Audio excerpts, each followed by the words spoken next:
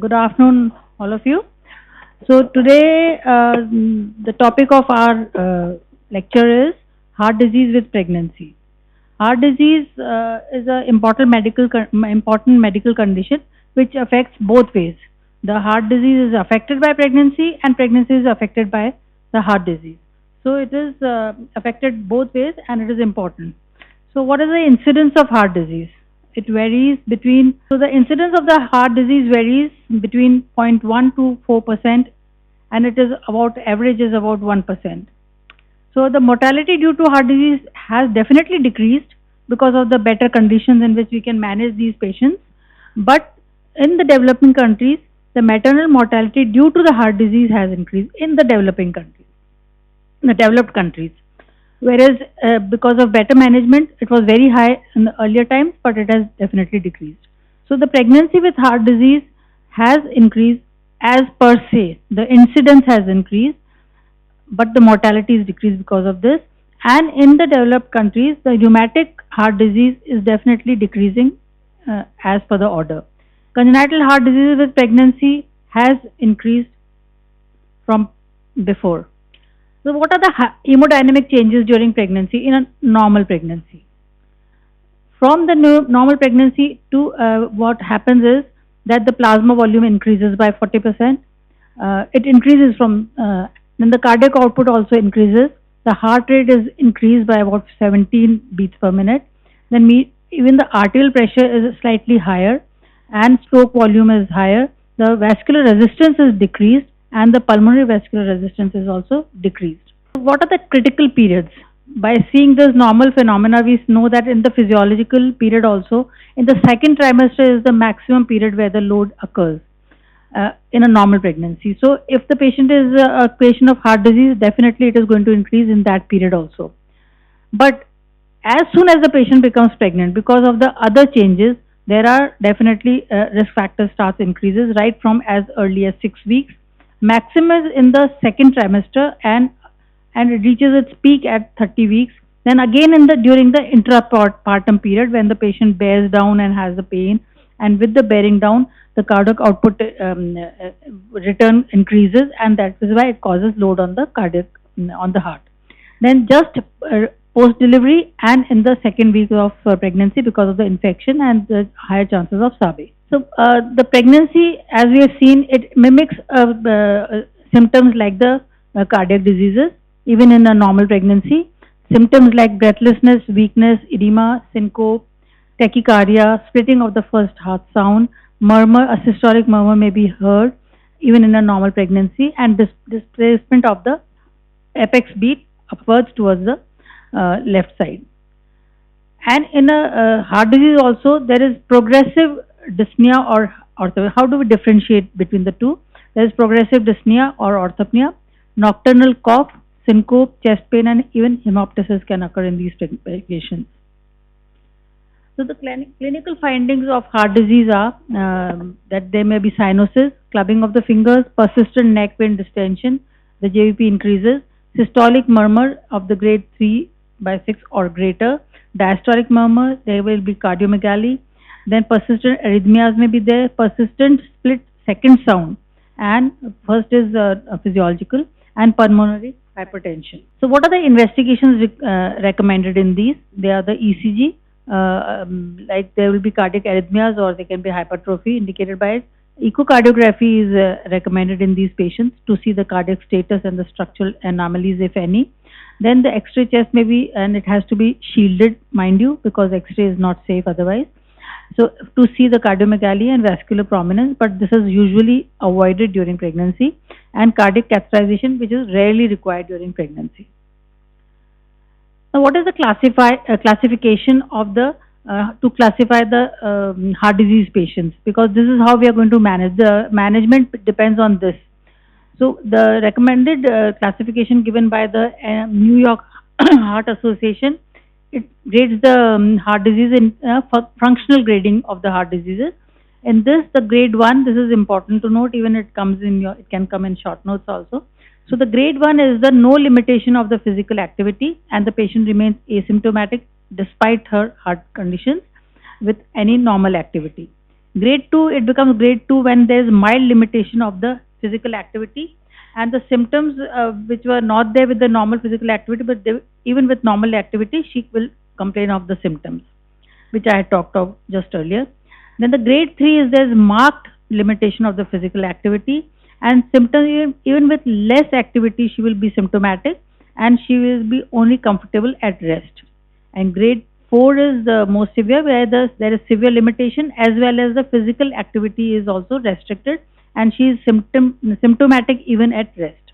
Classification of the heart disease according to the etiology. So it is the congenital, that is the non-cyanotic type of heart disease, like the ASD, VSD, pulmonary stenosis, coarctation of aorta.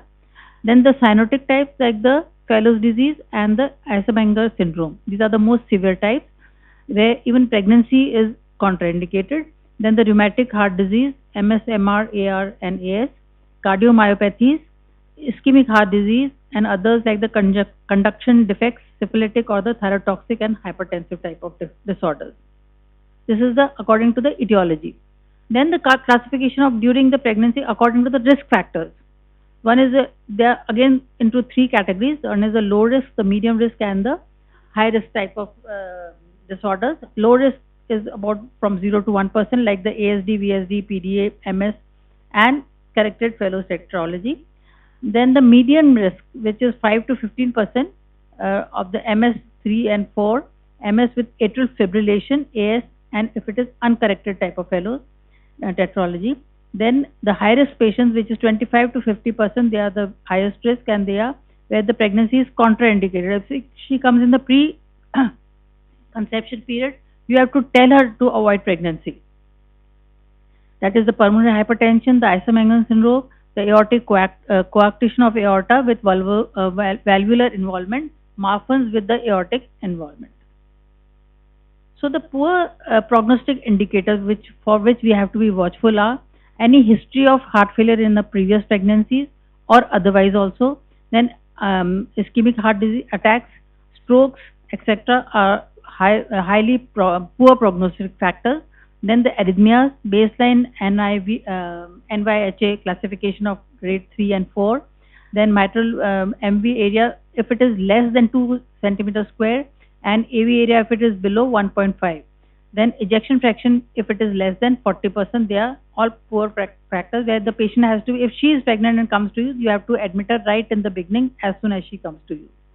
And the other additional factors which can be coexisting would be the anemia, infections, hypertension, physical labor, weight gain, and that is excessive weight gain, then multiple pregnancies, caffeine and alcohol intake, higher types, then the pain and the drugs like the tocolytic drugs.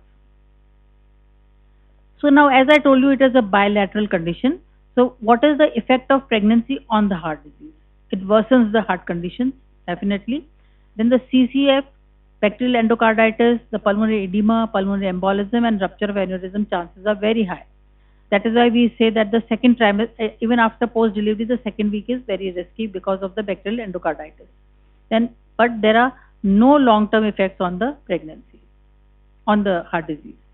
So in the reverse, if we consider what are the effects on the pregnancy, heart disease on the pregnancy, it can increase chances of abortion.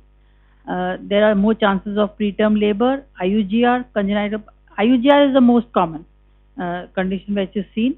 Then in heart disease patients, congenital heart disease may occur in the baby fetus. It is almost as high as 5% incidence, and it can be IUD also. So how do we manage a patient of heart disease when she is pregnant? It requires high suspicion that we have to be very careful. So whenever a patient we are doing an antenatal checkup, we must listen to the heart of the patient, because maybe she doesn't have a history and till now she was asymptomatic and had never had any checkup, or it is not diagnosed. So if the moment you put your stat on the heart, you would know the murmurs. So you have to be highly suspicious of it, that the patient, or if she gives a history of unnecessary dyspnea and weakness on exertion or anything like that, then you have to be very careful and you have to be suspecting it and rule it out. Then that is why a timely diagnosis would be done because of this. Then as soon as we diagnose it or we send for reference and we know it's confirmed heart disease, then effective management has to be started. And so it has to be a combined approach by the obstetrician, the cardiologist, the anesthetist in case we are going to go for a cesarean or a MTP. Anesthetist has to be involved. A neonatologist has to be told in advance that the patient is like this and the baby may be examined in that particular way. And CTVA surgeon if needed, and the supporting staff has to be cautioned about it. Now, if the patient is not pregnant and she comes to you for a prenatal counseling, that preconceptional counseling, that please tell me should I become pregnant or not, if she knows about her disease condition, then unless we don't have to tell her for contraception, unless she is of the high risk group, because in the lower risk group I told you they can become pregnant, only we have to have a watchful eye. So no pregnancy unless must in high risk types of pregnancy. So in the high risk types that I told you, they have to be told that they should avoid pregnancy in any case. And even in Eisenmenger and all Marfan syndrome, we have to ask her to terminate the pregnancy if she comes later. So the maternal mortality varies directly with the functional classification of the pregnancy onset.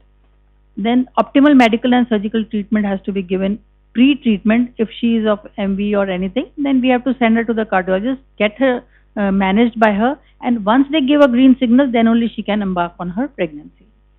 Now, what is the counseling? We have to tell her about the maternal risk, the fetal risk, the prognosis of the condition, and always note it down on your slip that you have counseled the patient for that particular thing.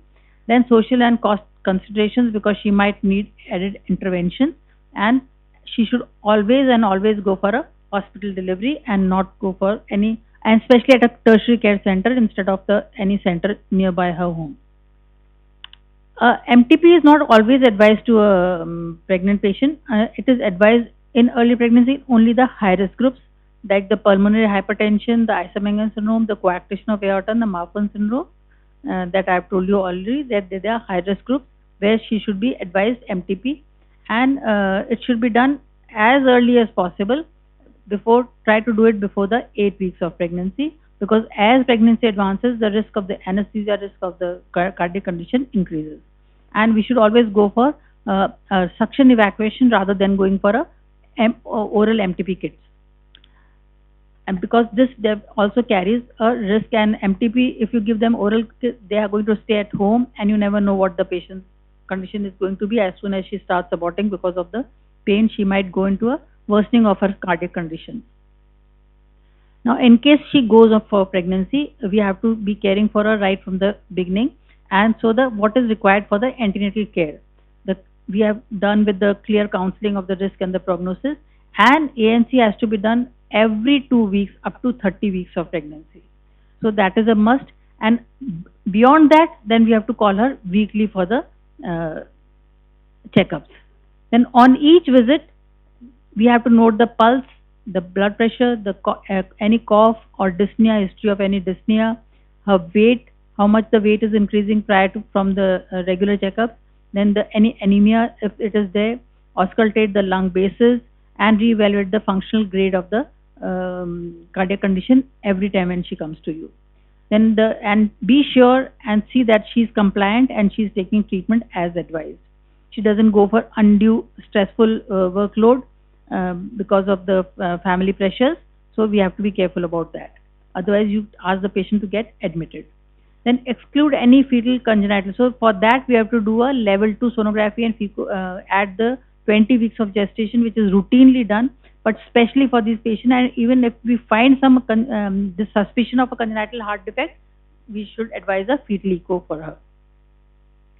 And the fetal monitoring has to be done later on.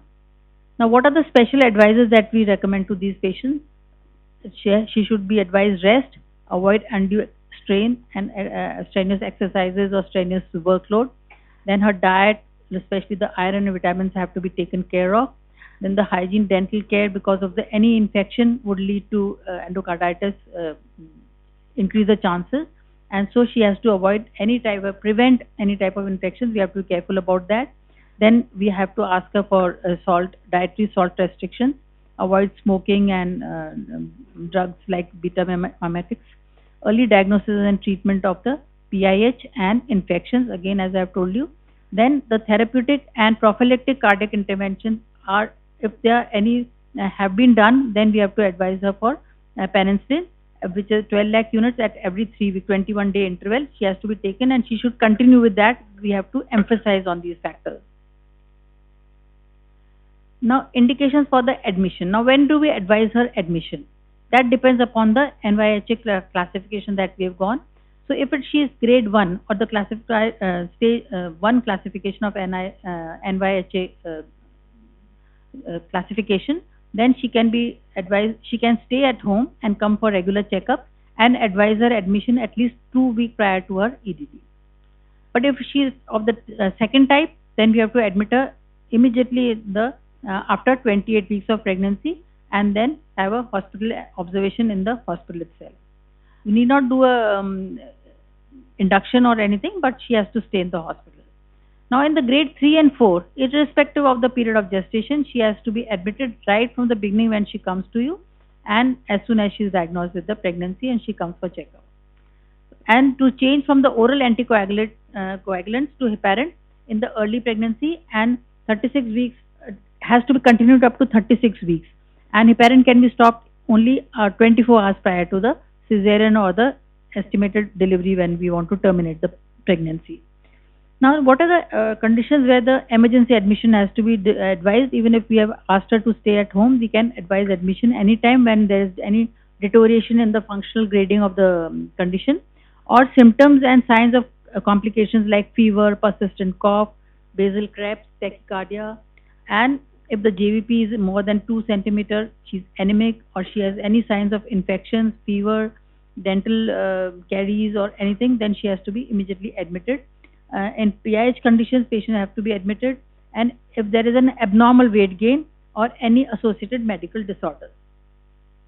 This was during the antenatal period. Now, once the patient goes in labor, we have to be extra cautious, and we have to always, as I've told you, institutional delivery is to be advised, and especially at a tertiary care center, not at any sub-center. So for induction of labor, usually what happens is the cardiac patients go into labor by themselves because it doesn't require any induction. But if there is any obstetric indication, then we can go for induction of labor by oxytocin. This is preferred rather than giving her misoprostol or any prostaglandin gel. We should give oxytocin so that it can be immediately stopped if there is any undue signs and symptoms. And or we can do maximum is the cervical sweeping and stretching, not beyond that. And PG gel should only be used if necessary, otherwise they should be avoided. The patient has to be kept in the bed, and she should be kept in a propped up position or semi-recumbent position. The order should be that oxygen should be there available, and SOS we have to be giving oxygen, so it should be at the bedside. Whenever needed, we can start oxygen, or we can give her, depending on her condition, we can give her intermittent oxygen inhalation to the rate of 5 to 6 liters per minute. And sedation and analgesia can be given to this patient to avoid unnecessary straining and pain and stress. So to that we can give it. Then the IV fluids that we are giving should be restricted. So if we are giving her oxytocin, it should be in a higher concentration so that we can give less amount of fluid and the desired effect will be obtained. Especially in conditions like aortic stenosis and VSD, which are the high grade types. Then any anticoagulants, as I told you, have to be stopped 24 hours prior to it, and digitalize the patient if she has tachycardia, a pulse rate of more than 110, or respiratory rate is more, then we have to digitalize the patient. In the first stage of labor, diuretics can be given to prevent the pulmonary congestion, and if she has any bronchospasm, we can give her darifilin. And infection, as I have told you repeatedly, it should be avoided. Cardiac monitoring and pulse oximetry should be continuous, and evaluation by the anesthetist in case we have to take her for a cesarean section.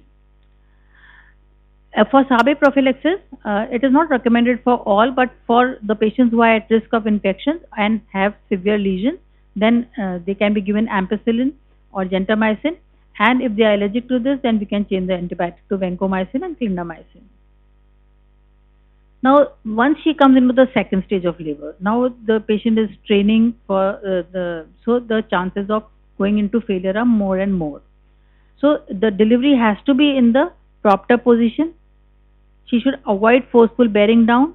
We have to cut short the second stage of labor by giving a early episiotomy has to be given at the time of crowning, and as soon as we see this crowning or seeing to the station of the head, we can give a vacuum or a faucet. It is not always must. If she is delivering, you need not do it. But if in case there is a prolonged second stage, we have to cut it down and with along with the strict cardiovascular monitoring. A cesarean per se is not an indication for cardiac diseases. They can be allowed to go for vaginal delivery depending on her condition. Then the third stage of labor. Now, for the third stage of labor, as always, in the rest of the patient also, we have to go for the AMTSL. That is the active management of third stage of labor to avoid any PPH. And for this, we have to give 10 units of oxytocin IM injections as per the WHO criteria. Then we have to give, but we have to avoid ergometrin. That is must. And so the patient has still to be kept in the propped up position. Oxygen inhalation has to be started, and diuretics have to be given. Pethidine morphine if she is in too much of pain, and watch for any signs of CHF and pulmonary edema. And treatment in case PPH occurs, you have to treat it energetically. Slight amount of blood loss would not be harming her because it is going to bulky help her because of the decreased cardiac return. Now, but the patient has to be kept under vigilance for at least 1 hour after delivery in the labor room, in the side room itself, and should not be shifted to the ward. And she should still be in the propped up position. Oxygen should to be continued, and listen to the lung basis for any watch for early signs of any pulmonary edema. Give her sedation, analgesics, and only once you are satisfied with the signs and symptoms and the lungs are clear, then shift the patient to a ward. Now, what are the indications for cesarean? This is for the vaginal delivery. Now, as I told you, it is not per se as an indication for cesarean, but if there are any obstetrical complications along with it, she's previous cesarean or previous to cesarean, or she's CPD or anything, we can go for cesarean. And only in the heart conditions, which are the severe types, that the coagulation or the Marfan syndrome, then we have to take up for elective cesarean as early as 36 weeks. And for that, the anesthetist has to be in consultation with you. So what type of anesthesia and all would be decided by them. Then at the time of discharge, we have to keep the patient at least for 5 days with us to see for any signs of infection or bleeding or any puerperal sepsis or anything. We have to watch for 5 days. So these patients in particular should be kept post-delivery 5 days in the hospital and then discharged. And at the time of discharge, we have to tell her to continue with the medical treatment, avoid any type of infection, and she has to come for a reassessment or review after 6 weeks and continue with the iron supplementation and cardiological consultation as she was going earlier also. And what is the contraceptive advice that we are going to give her at the time of discharge? Either the barrier contraceptives are safe or the progesterone contraceptives like the DMPA or the Norplant implants can be given. IUCD is less preferred because of the chances of infection. As such, copper T is not going to do anything, but it has increases chances of infection, and to avoid that, we avoid the IUCD at present. Then COSs are contraindicated because of the estrogens that is there in them. Sterilization, if patient wants a sterilization, we should always advise a vasectomy. Instead of taking her for the additional risk, vasectomy should be advised. And tubal ligation, if vasectomy is not possible and the patient insists, interval tubectomy can be done, or puerperal can also be done if they are of the lesser grade of infection.